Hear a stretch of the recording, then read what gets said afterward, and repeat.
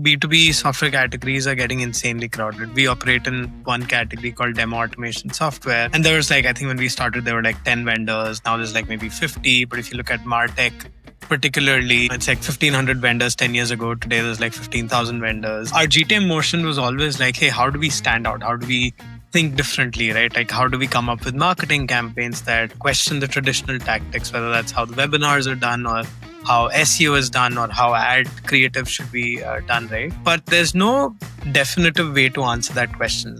How do we stand out or how do we do things differently? Where's the path? Where do you go to? How do you think differently? So there's a framework that I built internally in here, which is called PIPE, which is basically asking the question, how do you interrupt a pattern?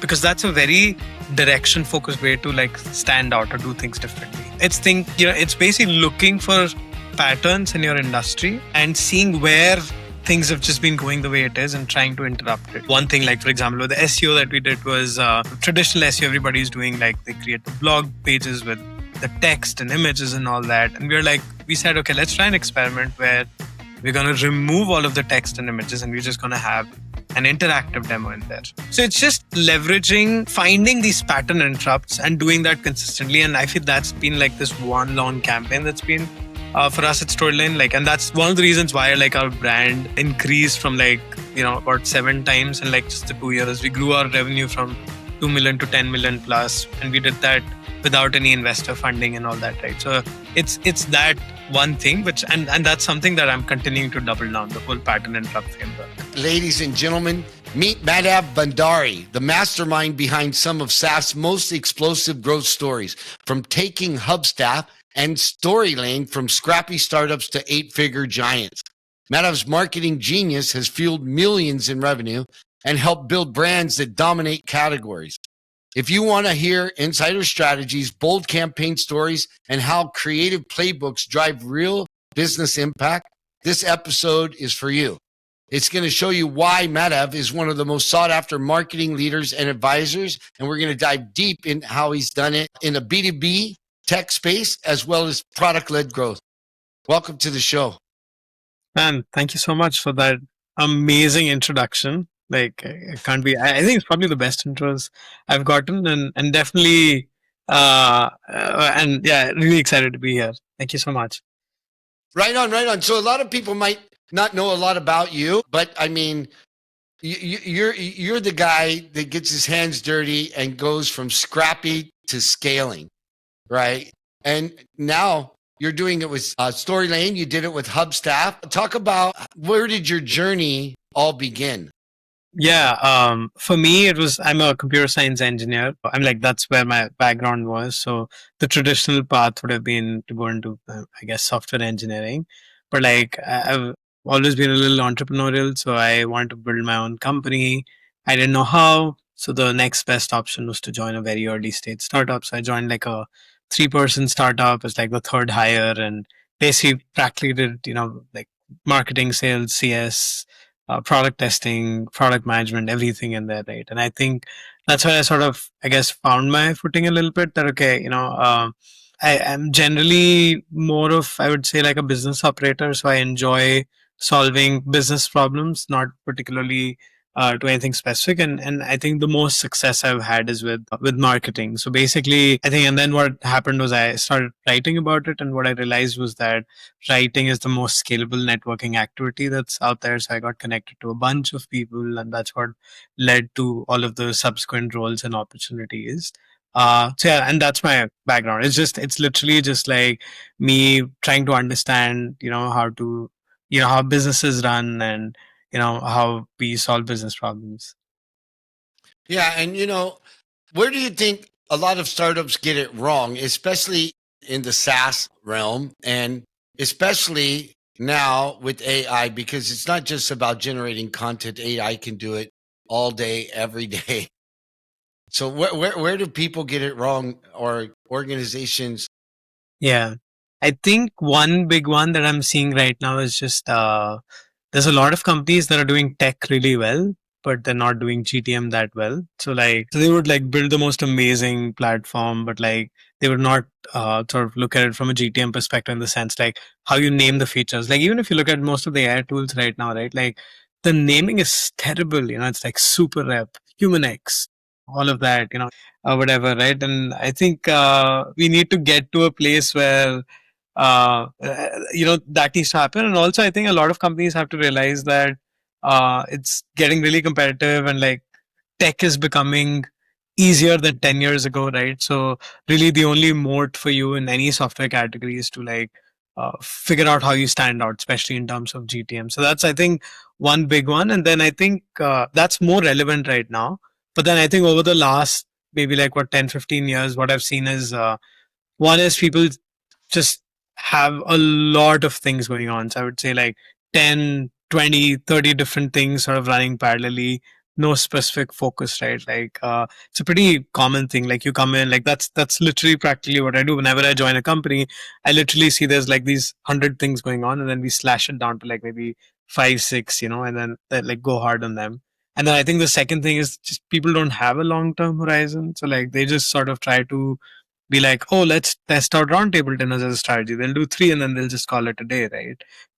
Or like they'll do conference and events. They'll sponsor 4 conferences in the whole year and then they'll call it a day. Or brand is something they'll be like. It's just, I feel like they try to take like one activity as and like try to determine ROI from it. So, for example, like how much did this conference get in terms of ROI? While the reality is that it's the sum of parts versus one off, right? Like you got to look at like, okay, collectively over the 4 or 5 activities, how much did you get in terms of ROI, right? So these are just like, I would say like small things I've seen. Yeah. Yeah, and so typically when you worked, what do you think was your most successful campaign ever from all of the different, uh, you know, companies you've worked with? Because I mean, you've worked with Growth Lead, you've worked with Hubstaff, you've worked with Close. There's been so many different ones you've worked with. It and how has it changed from over the course of your career to where it is now as far as go to market? Yeah, I think it was different at different places. One thing that I've always had consistently in all of these companies is sort of building in public, which I feel is super underrated in the sense like sharing your revenue, sharing your marketing budget, sharing your, the entire strategy, not sort of leaving anything behind the curtain, because that's a great way to sort of, just get the attention of your ICPs in the sense like nobody would sort of, share their revenue, or like now companies start doing that. But if you look at practically the entire space, it'd be like maybe less than 1% companies, right? So that's what we did at Hubstaff. That got a lot of the initial attention because these things get a lot of like virality, right? But specifically, I would say like in terms of like these specific companies, I think the one, probably the biggest campaign for me has been at Storylane here, which is sort of like what I was talking to you about, like B2B software categories are getting insanely crowded. We operate in one category called demo automation software. And there was like, I think when we started, there were like 10 vendors. Now there's like maybe 50. But if you look at MarTech, particularly, it's like, I mean, it's like 1,500 vendors 10 years ago. Today, there's like 15,000 vendors. We might be at 100,000 vendors by 2035, right? So it's going to get infinitely complex. So our GTM motion was always like, hey, how do we stand out? How do we think differently, right? Like, how do we come up with marketing campaigns that sort of, question the traditional tactics, whether that's how the webinars are done or how SEO is done or how ad creative should be done, right? But there's no definitive way to answer that question. Like, hey, like if you ask somebody or if you go and ask your team or your head of marketing, like, hey, how do we stand out or how do we do things differently? There's no right. I mean, like, where's the path? Like, where do you go to? Like, how do you think differently? So there's a framework that I built internally in here, which is called Pipe, which is basically like, um, you know, basically asking the question, how do you interrupt a pattern? Because that's a very direction focused way to like stand out or do things differently. It's basically looking for patterns in your industry and seeing where things have just been going the way it is and trying to interrupt it. So for example, like one thing, like for example, with the SEO that we did was traditional SEO, everybody's doing like they create the blog pages with the text and images and all that. And we said, okay, let's try an experiment where we're going to remove all of the text and images and we're just going to have an interactive demo in there. And we'll just see how Google reacts to it, right? Nobody's doing that. And that was one of our like insanely viral bets that we did 2 years ago, which is like, I think grew our traffic from 20,000 to, 250,000 a month in like just 6 months, right? And then there's like things like, for example, like at conferences, if you look at conference swag, everybody has the same swag, notebooks, pens, this and that, right? How do you do that differently? That's like, and then for example, like if you look at ads, advertisements, right? Most of these are like these very heavy product commercial videos, right? Which is like a 5-minute monologue about the product. We partnered up with like these funny creators, and we like gave them a challenge, like, hey, educate our product with like a skit, right? To capture the attention, and that those ad creatives get insanely good CPMs. So it's just leveraging, finding these pattern interrupts and doing that consistently. And I feel that's been like this one long campaign that's been for us at Storyline. Like, and that's one of the reasons why like our brand increased from like, about 7 times in like just the 2 years. We grew our revenue from 2 million to 10 million plus, and we did that without any investor funding and all that, right? So it's that one thing, which and that's something that I'm continuing to double down, the whole pattern and trap framework.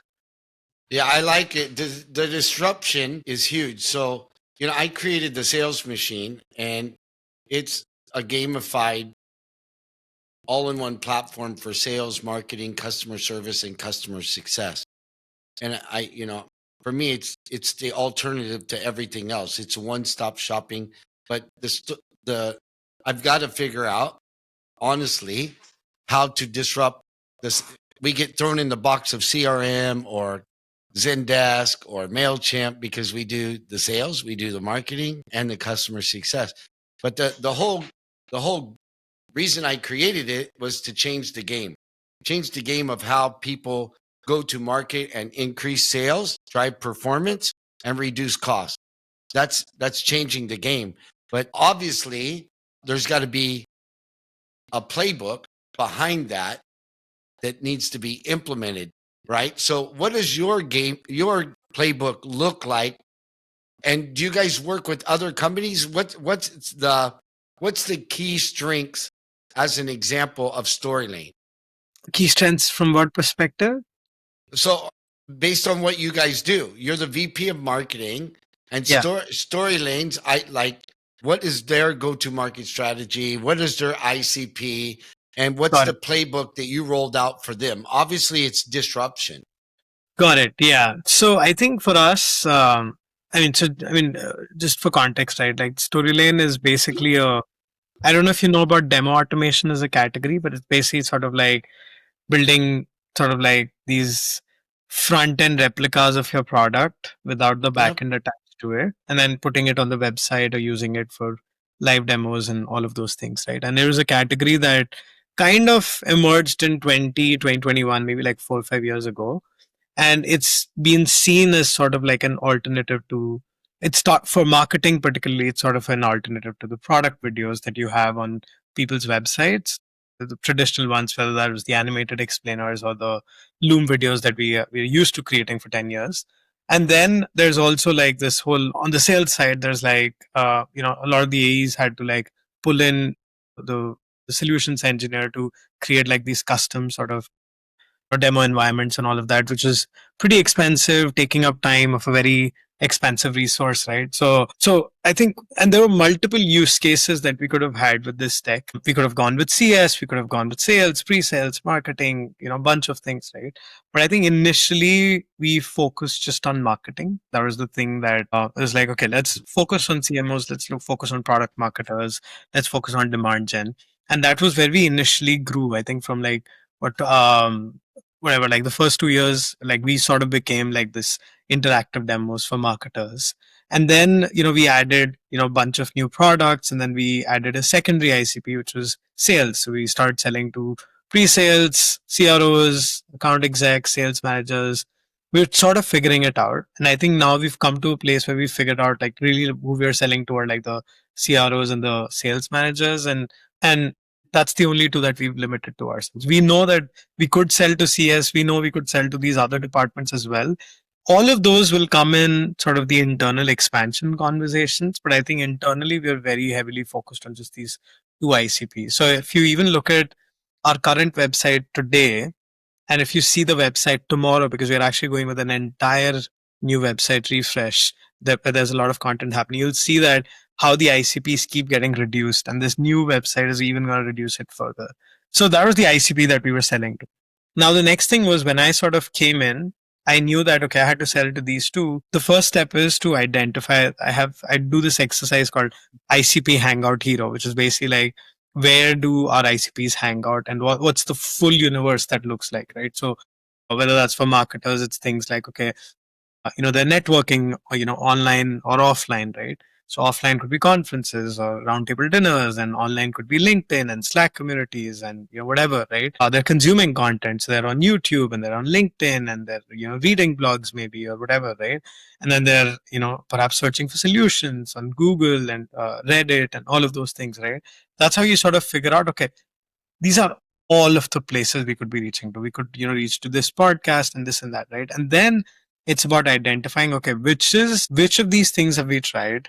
Which of the things sort of like, think of it more like, let's say if you it's kind of like an investment portfolio where you have all of these stocks, which are all of these channels, right? And which are the ones where you continue putting more money and it continues to keep driving results, right? And the growth doesn't stall. So for example, like with Google Ads, we continued doing that to about $1 million in investment, and then we realized it started plateauing off, right? But like there were certain things like, for example, brand, we kept investing and we realized that we could invest even 20 million into it and it'll still continue giving results, right? And then there were certain things like blog SEO that we were doing traditionally.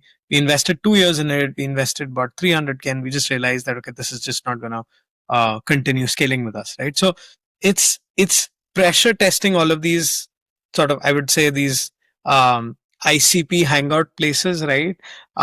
And then figuring out which are the ones that scale, and then you put more money into it to drive probably like the.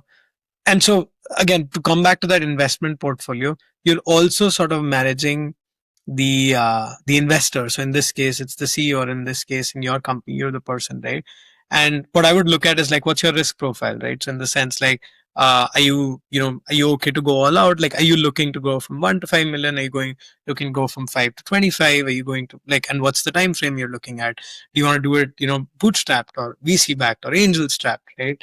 Do you want to do it profitably, unprofitably? All of these things determine which channels we go hard on and which don't. And that's essentially how I started building like the whole GTM motion for us. Got it. And so when you're in the thick of things and you're just starting out, for let's talk about Storylanes. Were they bootstrapped? Did you have investor money? Did you have venture capital? How did that factor into your decisions for scaling Storylane? Yeah, so I would say, so I mean, we call ourselves Angel Strap because they did go into YC and got about 700k from there, but I don't think it was used. So we've always operated as a bootstrapped company, like fully profitable, and didn't really have any follow-on rounds as well. So it was like the pre-seed round that happened in 2021 when these guys got into YC, but beyond that, didn't really raise any money.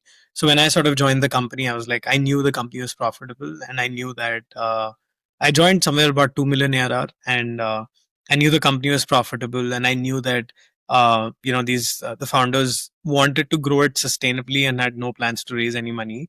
And fortunately, I have that sort of background as well. So yeah, that's what. And so you was like, okay, now we know that fine, like we're not going to bootstrap. So then there are certain decisions that become clearer. Okay, we can't really build a US team because that's going to be super expensive in terms of salaries or whatever, right? So now it's like, okay, how do we, build the team at like, so right now, Storylane's entire marketing team is based out of India. And I'm not saying, so I would say like in Storylane, I would say, the US and India are probably about the same size in terms of team. And then we have about 12 other countries where folks are at, right? So, that was one decision, that comes into place. Then the other thing is, okay, we know that our competitors, like, let's say there's a competitor that's raised 40 million. So we know that these people are going to spend money on ads, and they're going to spend money in like, the biggest of conferences and get the highest sort of whatever gold or diamond package or whatever, right? So there's no point in competing with them on those things, right? I think what we can focus on are like, what are our strengths, right? So one was I knew for a fact that brand is something we can really win on, and brand doesn't like. There's a very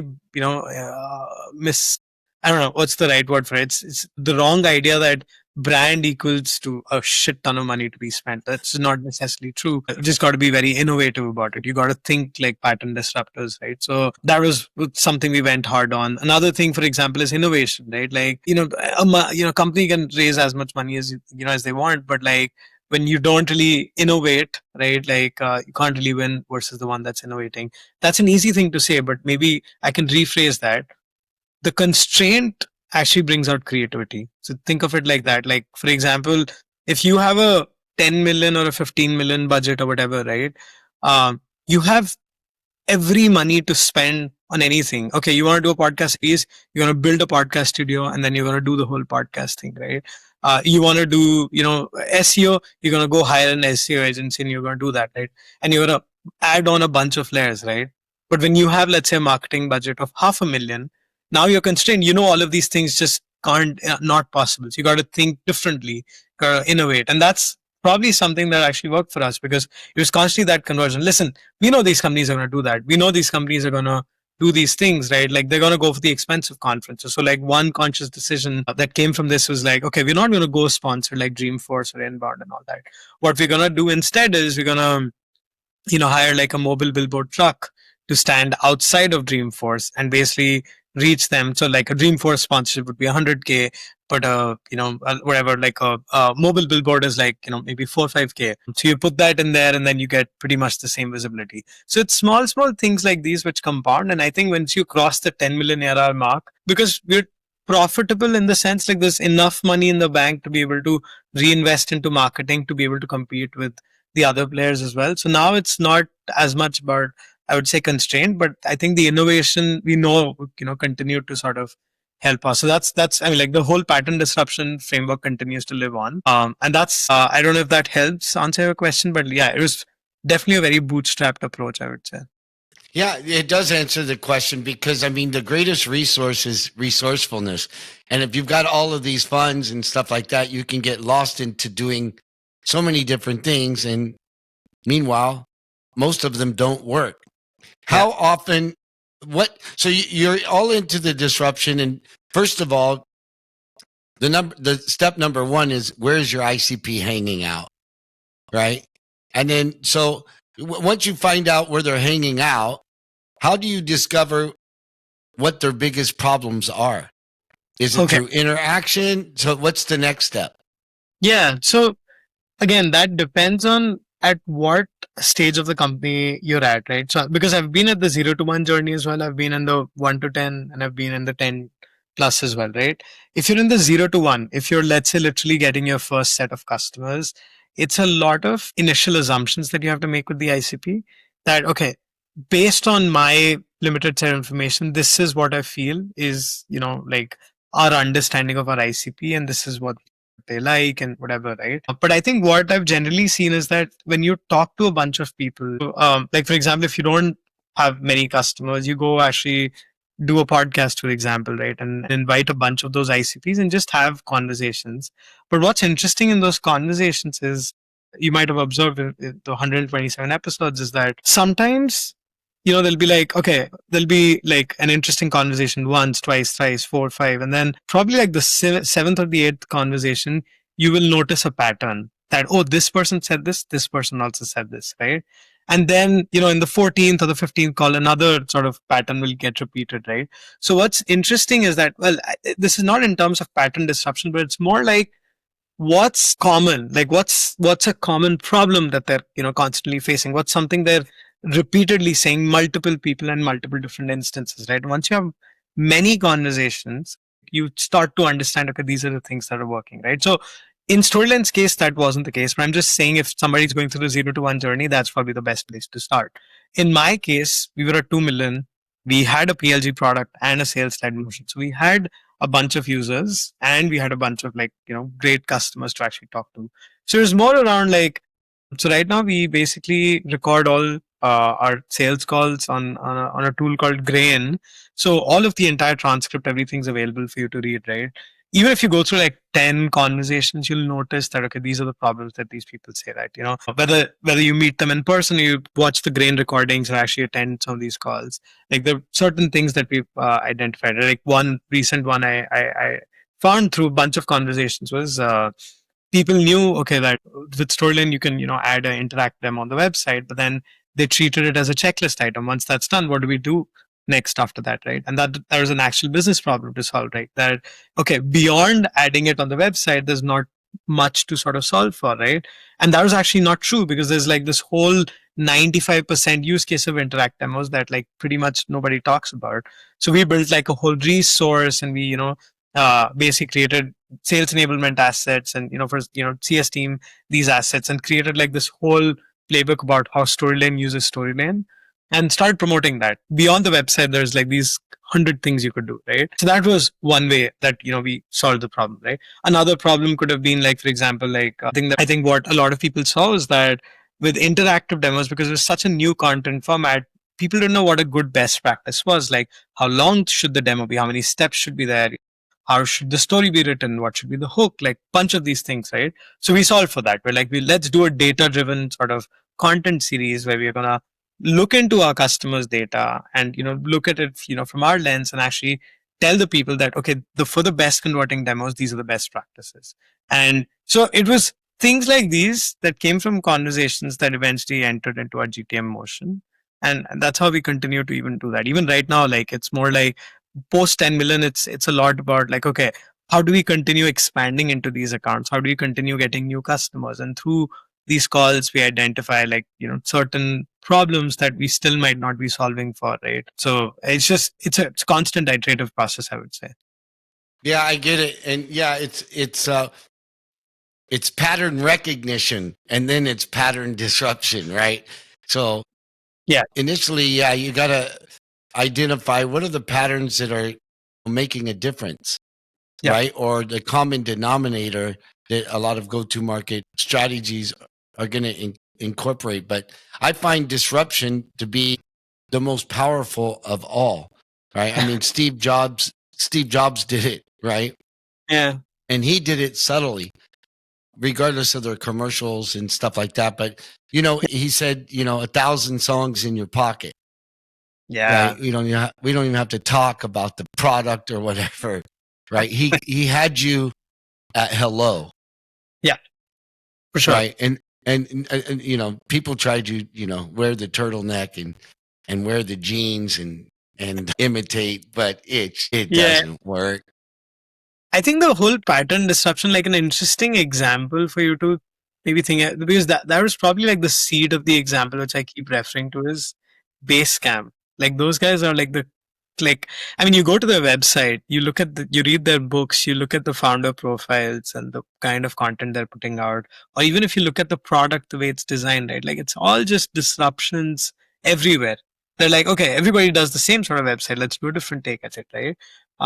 And that's one of the reasons why this is like this bootstrap company that survived for 25 years has such an insane brand presence without really having like VC money in the bank, or like a bunch of things, right? And it was like, initially I used to think that it's going against the grain, right? But I think going against the grain is probably like not the best way to think about it. I think it's more like not everything needs to be like, you need to find the right disruption. That's why, like, the whole framework, what I've done is, it's not just the pattern identification and finding the disruption, it's also choosing the right interruption, like with the right guardrail. So in the sense, like, is like, for example, a disruption could also be you wearing a duck suit at the middle of Dreamforce, and you'll get everybody's attention. But does it educate about the product? Is it on brand for your company? Is it adding any sort of value into the buying cycle for you, right? These things you have to think about when you find the interruption. Yeah, absolutely. You were talking about that earlier, that a lot of people give out, there's giftology, right? And you go to the conferences and people are giving out pins, notebooks, and stuff like that. What are some of the different disruptive gifts that you've given? Do you still use that methodology? Yeah, 100%. So We have a bunch. I might have one here as well somewhere. I'll have to look for it. But basically, one that we've been giving out quite a lot is so we have these scented candles, which basically say smells like a closed deal. And then we basically give those out, and it's like a really nice scent, and it's a fun play. People love to take those scented candles back home. We've gotten messages that oh, my wife loves it, and like she finally said, you got a great gift from a conference that you attended. So things like that. And then we created like onesies for the baby. I think in December we are introducing another swag item, which is like we've built like a children's playbook, which is sort of like how the Grinch stole Lily AI, which is like one of our products, right? And it's like this whole really nice story. It's there's a little selling about Storyline, but it's on a very kid level, right? So we're testing that out, because you go to conferences, people are like, there's so many new parents out there, and they're like, we'd love to take maybe a plushie or a book or whatever back home. That's another disruption. We've also had like we've tried other things, like we've created these affirmation cards as well, which are like affirmations for product marketers. It's kind of like a funny play at it. So it's things like these that you can't go buy on Amazon, and it's unique to you, and people will come to your booth just to get those, right? So we've been trying a bunch of those. We also have like something for pets, like for any pet parents. We have like these what do you call these scarves for the dogs or the cats. So it's things like that. Very cool. And so, I mean, you've had so many different years of leading marketing teams and going to market. What are some of the things you did at Close, and how did you make a difference at Close.io that they weren't doing before? It's an interesting question. So I think what my main goal when I came into Close was, I think, so I came in initially to sort of be like the first product marketing hire, because I think they looked like a company that was way smaller than they actually were, and they wanted to change that, right? And I think another probably bigger product marketing problem that Close had was, so I don't know if Stelly FT, right? Like the CEO at Close, right? It's Yep. pretty. Yeah. So Stelly had a much bigger brand than the company Close, which is a bit of a problem, because it's like the one person's brand is bigger than the company's brand, and it was always constantly going like that, where Stelly's brand was really growing, but like the awareness of Close.io was relatively lesser, right? So we needed to change that. Like, how do we sort of flip that, in the sense like, how do we um, use Telly's brand to drive Close's brand, and then make it bigger than Close. And then also there were other things, like there were at some point it was also like, how do we get a bigger share of the pie? So it was also about how do we grow bigger as a business. Yeah, So because you're competing with guys like Salesforce, guys like HubSpot. You're competing in that CRM space, right? correct. Yeah, it is a cutthroat space. I mean, but I think what, like, the initial observation at that time was that people would come into Close. Close was faster for sure. There's no doubt about it. But then they would graduate into like a Salesforce or HubSpot. That was always the traditional path. So the moment they got bigger, the moment they had bigger pockets, they wouldn't spend in Close, but they would go and go to Salesforce, because whoever the new director of sales was probably more comfortable with that. And also, like, Salesforce was like a great system of record, right? So we needed to change, either plug that gap or go a little wider at the bottom, right? Reach more small businesses and attract a bigger pie, right? And I think that's essentially what we did. So we introduced a lower tier plan. So Close was always known as like this premium CRM. It was like $100 a month per seat, pretty expensive versus like Sugar CRM or all of the others that were in the space, Pipedrive and all. So we introduced like a $20 a month plan, and then we changed some usage limits, tried to get that there. And then we also like dropped the close.io, got close.com. We basically updated all of Stelly's books and content and everything, and basically started educating about the Close product in there. And then I think ultimately started sort of building out that Close brand. I obviously, like, I was just there for a year, so I saw the initial sort of seed building, and there's some campaigns that I started.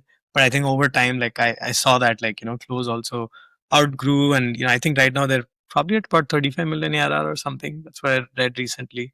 So, and I think when I joined, we were like 7 million. Well, I would say about seven figures in ARR. Yeah, and then from there you went to Bonsai, and I love that you promote you drove their growth by a less is more strategy. Tell me about that less is more strategy, and and then an add on to that question would be, what would be the most lowest cost campaign you've ever done with the highest return in your career? In my entire career. Okay, cool. So at Bonsai, less is more was generally, again, I joined Bonsai. So Bonsai is now, I think it was like maybe 2 months back, they got acquired by Zoom. But when I joined, we were like less than 1 million in ARR, and they were VC backed. And there was, for many years, they'd been trying to grow, but they were kind of stuck because Bonsai sold to freelancers, and the problem with freelancers is they're a very volatile crowd. So they'll be there for 4 months, 5 months, and they'll leave, and they don't even have deep pockets, right? So how do we like push past that, and how do we get to like the longer paying clients? But another the I think thing was like we didn't want to do it in the sense like in a very sort of unsustainable way. So there was no plans again for any add-on funding and all that at this point. Like they just wanted to sort of grow sustainably. So that basically meant that I couldn't really expand the team. Like I inherited one person, and by the time I left, we were like in total 3 people, and we needed to sort of use that. And like it was a very sort of like pipe. I would say like very sort of sign up driven culture. It was a very heavy PLG company. So it was like, okay, what did this particular activity get this result, right? So it's like, okay, we invested 100K in SEO. How much did we get back? Or, we did this one ad campaign. How much did we get back? Right. It was very like that. But it was also like the founder was came from the VC world, used to work at, a couple of venture funds. He's very focused on that. So that basically meant like it had to be very like, okay, we're going to spend this much on team salary, so this got to be this much in return, right? And at the scale that we were at, like couldn't really spend that much. So yeah, I think the less is more was basically like, okay, they had 15 things running when I joined. Okay, we cut out most of it, and we're like, we're doing 15 things and doing an average at it. We're just going to do one thing, and we're going to do really good at it. So the first thing and the only thing that we focused on in my first year was SEO. So like very heavily on SEO, we had like a whole transactional strategy. The sole goal was like, how can we sort of 3x our signups in like by the end of the year, and 2x our revenue because of it. And we were able to get about 85% there, I would say. So it worked. And then my goal was, okay, now that SEO is done fairly well, basically hand it off to like a good sort of super specialist, an operator, and then find the next playbook. So next one then we started pursuing was affiliates, because with PLG there are only certain channels that'll work, right? And that was basically how we operated. We didn't have like multiple channels going on. It was just one at a time. There's no time to invest in brand or thing. It was just purely just ads and SEO, and then affiliates. That was the only thing. Yeah, and when you say affiliates, and that's what caught my eye, because you tripled the revenue. How much of that was affiliates? Because for me, that's a very inexpensive way if you're getting channel partners, affiliates, and or software integrators involved. Was that your approach? So it wasn't software integrators, because see, you're selling to enterprise. So, for you, it probably, and even for us right now, like now we're looking into partnerships in a very different way. It's like, it's partnering up with, the other companies that partner in our space. For a PLG product, it's straight up bloggers who are blogging about freelancing. So it's literally just an affiliate model where they're like, okay, you write an article, you get any signups from it or paying customers directly from it, because the conversion is instant. It's like for a product which costs like maybe $30 per user per month, and you usually just have one user. That's not something which requires like a month or 3 months of thinking. It's an instant purchase. So they would Yes. the article and they would just go buy it. That's the thing with PLG products. It's the conversion time is way lesser. Like, and versus like right now at Storyline, like the average is about 4 months, I would say. So the strategies are very different at that point. So here there's a very direct linear path, and affiliates was primarily just, we'll give you a rev share of like the whatever the first year LTV, will give you 30%, 40%, and then we'll go hire affiliates. It wasn't the most successful channel, and I'll tell you why. I think the big issue with affiliates is that the the biggest affiliates in the space, right? Like incredibly hard to get in touch with and incredibly hard to convince because they're probably supporting one of your competitor, which is much bigger. So the next best is the up and coming, like your customers who could be potential creators, right? But the friction is how do you constantly keep finding good affiliates, activate them, and then, retain them. So it's like, there's an acquisition problem, then there's a activation of that problem because sure they'll sign up for the affiliate program, but will they create their first piece of content? Will they create multiple pieces of content? And will they stay on, after a year? Will they promote you, right? So that was constantly difficult to get. It was not something, in my opinion, that you can do manually on your own. You can't brute force it. My learning was that as the brand grows, your affiliate program grows because that's how I saw it over like the 2-3 years, right? Any sort of effect that we did brute force didn't really have an impact. But if you look at it from a longer time frame, the more, let's say, there were more bonsai users, the more people were talking about bonsai, there was a steady increase in the affiliates. It wasn't really much in your control, and if you invested in the brand, the affiliate would have grown anyway. So that was, so it didn't, in my opinion, didn't really work. Like it was driving about, I would say, 15% of the revenue, but it wasn't something that I could get from 15 to 30%, or I could, like, okay, if let's say that was driving 500K every year, there was no path or playbook, to get it to 1.25 million or 1.5 million. It was just impossible. I tried everything. It was like a 7-8 months experiment. I spoke to so many people. We also hired a few people. Just very difficult to do that. So it's very different from enterprise play, I'd say. Yeah. Yeah, and then you founded you're the founder of Early Stage Marketing, and you work with so many different companies. What do you think was most effective from the different companies you worked with, from Hubstaff, Close, Bonsai? I mean, you went on to work with so many different ones. And what do you think is more or most effective, or is it case by case as far as founder led growth or product led growth? I think it's for sure case by case. Every company has been very different in their wins. But I will say, I think, I mean, if there's maybe one commonality between all of them, was really just none of them were the ones that succeeded with me were. I'm trying to put it in the maybe the most correct way, but I think none of them were delusional about their goals. Let's just put it that way. So in the sense, like, I worked with a founder once, who basically said that, okay, uh, you know, this year we're at 500K. By the end of this year, we want to be at 10 million ARR. And I was like, that's not going to happen. Like, I mean, you can't be delusional about it, right? And then it's like, oh, and then, after on, we'll get a follow on funding. And the moment anybody says that there's like this follow on funding and there's this whole IPO, and the moment any company founder tells me that the end scenario is like a 500 million company or a 1 billion scenario or whatever, like I back out because you're thinking way ahead, right? Like 500 million is insane. Like most, I mean, there's maybe a handful of companies that have actually reached there. Like Gong is even at 300 million ARR. It's impossible. They're practically there, right? You got to look at it like from a 10 million ARR perspective, right? So don't give me those growth projections. So I think to have a reasonable sort of awareness that, okay, this is what the path is going to be, and sure you can be off here and there, but like with logical sense was definitely one thing that I saw with the founders that ended up doing well working with me. And I think the other one that I'll also say is that when founders get too involved in marketing, in the sense like, okay, fine, they're running marketing, but then when they sort of struggle to let go marketing, when they hire a head of marketing, they'll never have marketing work for them, because it's like when they have a fractional focus on marketing and they're not giving full sort of focus for the person who's going to lead the marketing role, it's always going to be a function that's just CEO led, right? In the sense, so either you get full autonomy or, like sort of, so that was another thing, like I've seen, like where, because the reason why those companies weren't working was that there was a constant churn with the marketing team there, because, the CEO was unwilling to give marketing. So, I think these are like two very, very high level sort of, I would say, like observations with all of the companies I've worked at.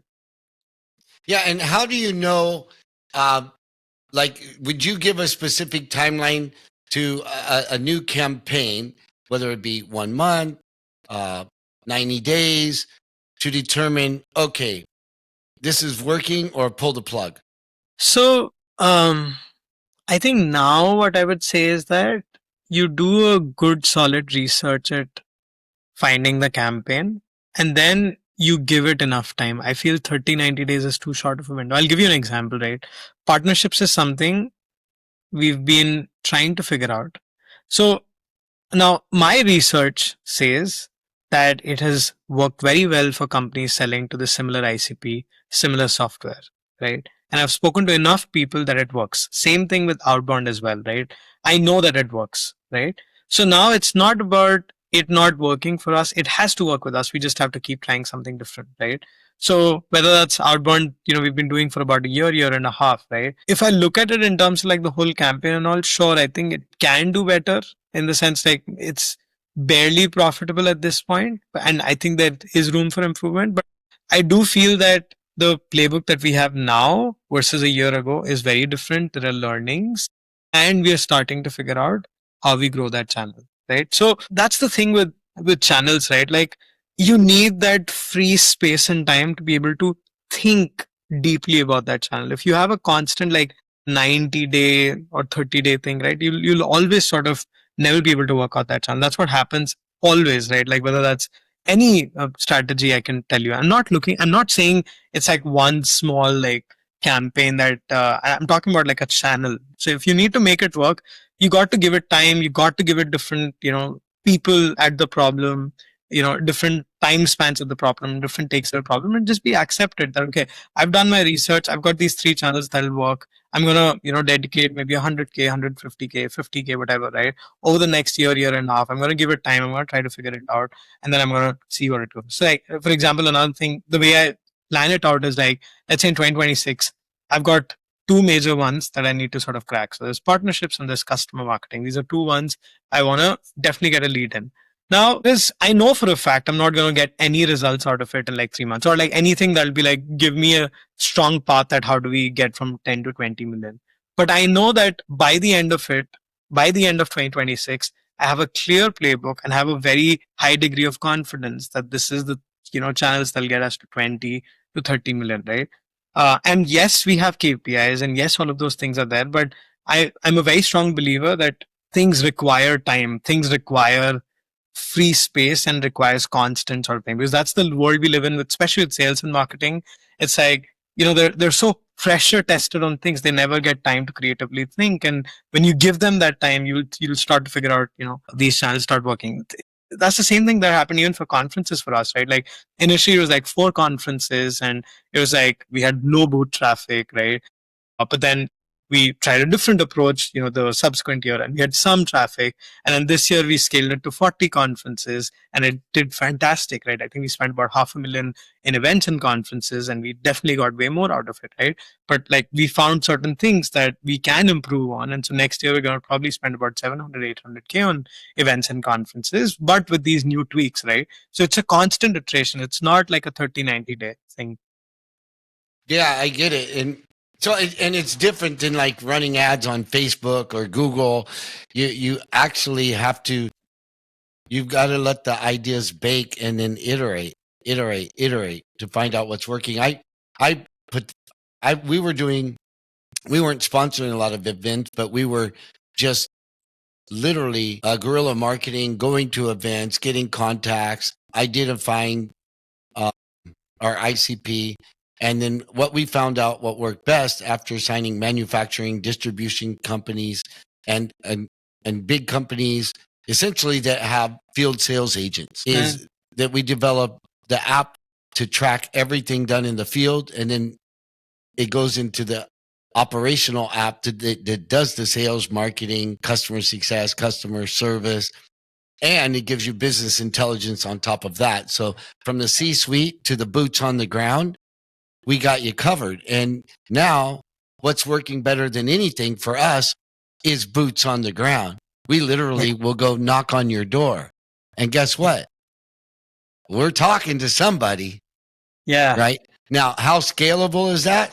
Well, that's dependable. You know what I mean? But it's definitely working for us. And then once we have a client, we know all of their competitors want what we have too. Yeah. When we can demonstrate a case study, look, we increased their sales by 33% in 4 months. And not only that, they stopped losing their salespeople. They've reduced all of their costs, and we're half the price of Salesforce. Mhm. Yeah, I think that's true. And it's also like, I like what you said also, right? Like the whole scale is a very different definition at different sort of growth journeys, right? Like, so that's why like it's a very different, like I would say like goal when let's say you're even going from like 100K to 500K or 500K to a million versus going from 20 million to 40 million, right? And so if it works for you, boots on the ground, it's great, and you keep pressure testing it to the point where you let's say cross 3 million, and then after that it's like okay, it becomes maybe like a secondary or a tertiary channel, and then there's another dominant channel that that comes over on top of it. So there's always like I think there's got to have like this some time and budget that needs to be spent on R&D, marketing R&D, I would say, marketing, sales R&D, trying to figure out these new channels, because there's going to be channels that'll continue working and they'll stop at some point, and when they stop at some point, you don't want to go scramble for other channels, right? So you got to have like a second one ready that okay, once this person caps out, this is going to take over and sort of go with it. So I like that. I'm happy for you that you found something like, especially the foots on the ground. Like that's also our observation as well. Like the whole trade shows thing, like it's starting to work really well, and I think our playbook is also getting much better. And it's also like now we're starting to think like how do we sort of multiply that, right? And in sort of not in a way where we go spend 50K at a conference, but like in other unique ways. Like maybe we could have like a SDR that's just going and like sort of almost like going.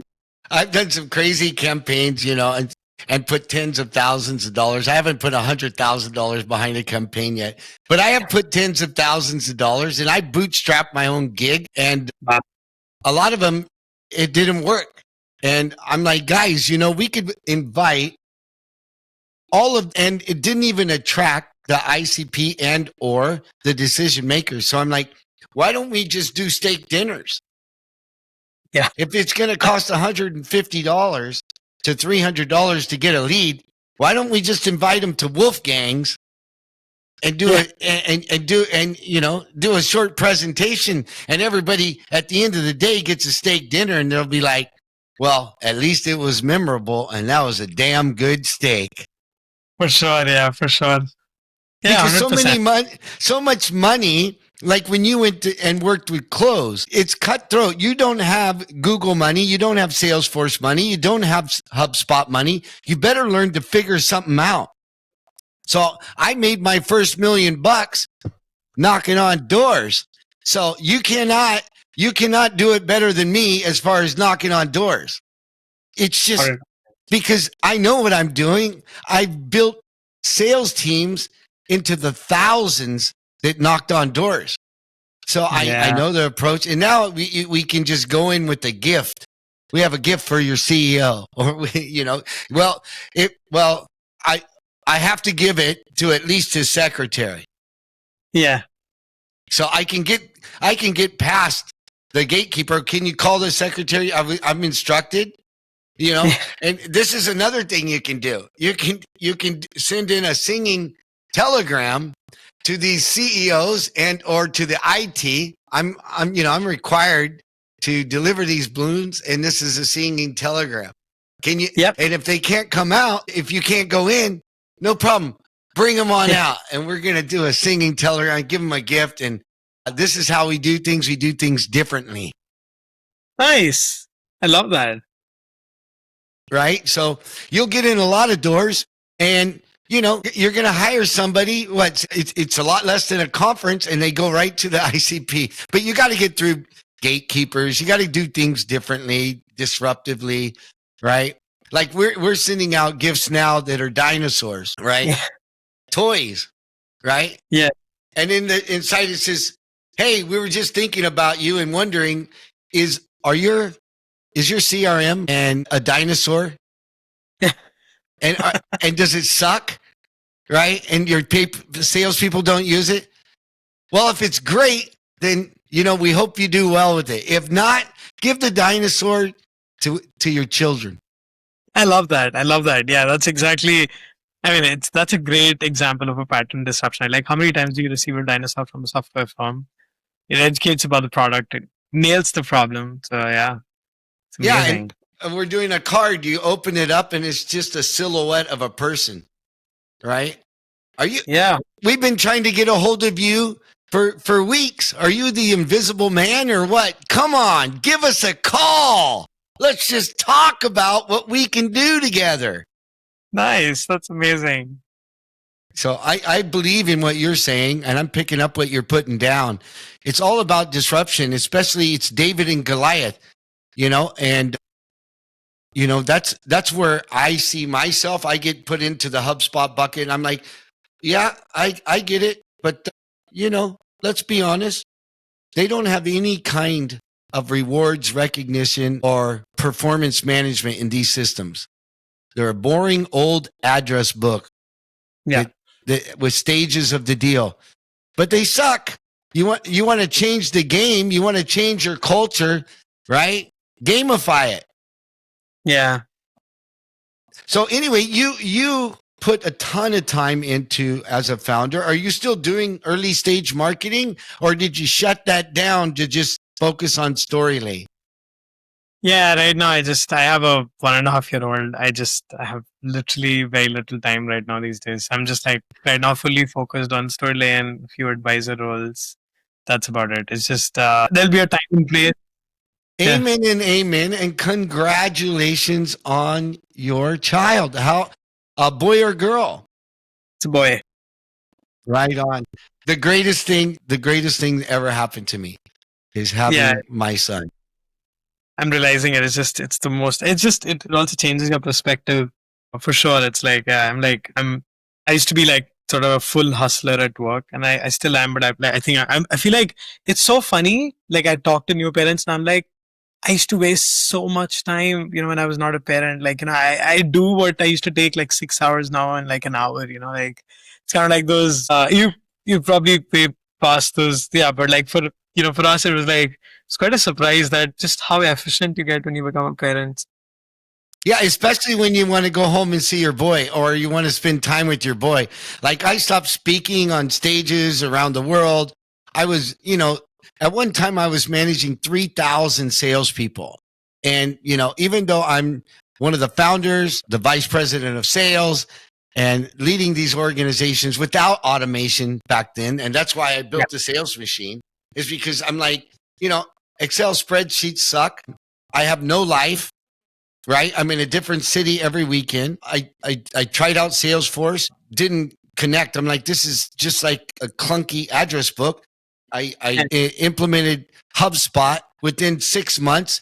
I canceled it. I'm like, this just doesn't work. These are all difficult for the people to use.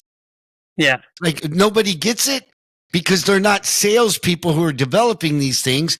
It's people who want the data, who want they want address books. They want to know where are the contacts. They want the leads. They want the deals. But for a salesperson to use it, like my app it's just buttons. Yeah. Just buttons. And the AI note taker takes your notes, schedules your stuff, everything. I don't want my salespeople doing all that. That's a complete waste of time. So now I'm incorporating AI into everything we're doing so my salespeople don't have to do nonsense. Admin is nonsense.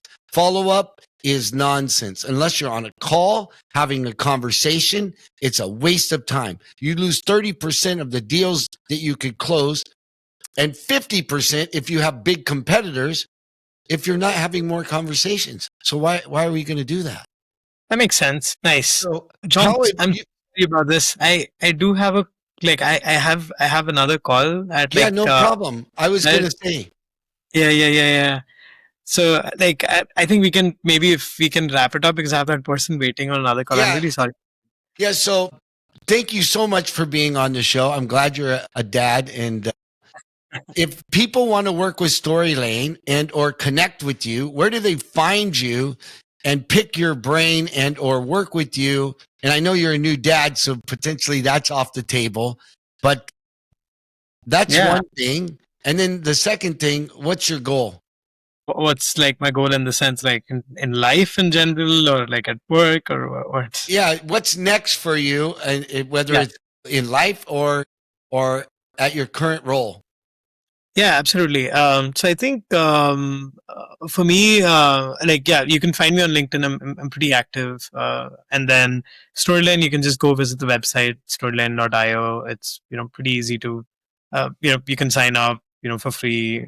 We have a forever free plan. So, and we're used by 5,000 plus companies at this point.